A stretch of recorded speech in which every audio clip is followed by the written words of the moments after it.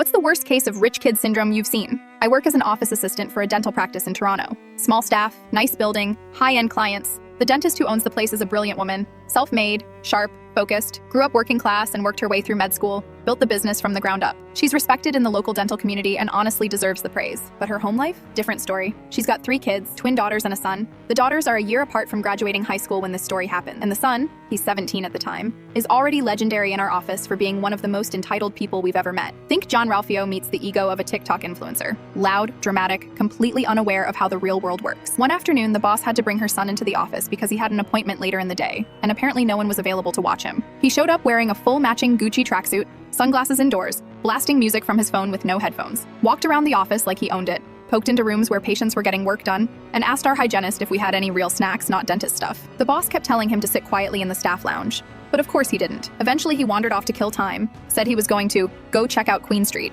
like he was some tourist in his own city. Maybe 45 minutes later, he comes storming back into the office, phone in hand, doesn't say hello, doesn't look at anyone, just walks straight up to his mom, who's midway through writing notes on a patient's chart, and says completely deadpan, "Give me $80. She looks up confused and goes, "For what?" He just repeats himself louder this time. "Give me $80. No please, no explanation, just full assumption that this money is already his, and that she's slowing him down by not handing it over immediately. She sighs, pulls out her wallet, and gives it to him. He grabs it without saying thank you, spins around, and walks right out again. We all just stared at each other like, did that really just happen? The worst part wasn't the demand. It was the complete lack of context or manners. He wasn't embarrassed. He wasn't trying to manipulate her. This was just how things worked for him. Mom is the bank. Ask and you receive. Later on, I asked one of the other staff who'd worked there longer if that was normal. She just rolled her eyes. Apparently, it's always been like that. The dad is technically around, but mostly useless. Comes and goes between projects and lives off the dentist's money. She's the main provider, disciplinarian, and decision maker. But she also caves, constantly. She talks a big game about teaching her kids independence and not raising spoiled brats. But the reality is, every time they throw a fit, she folds.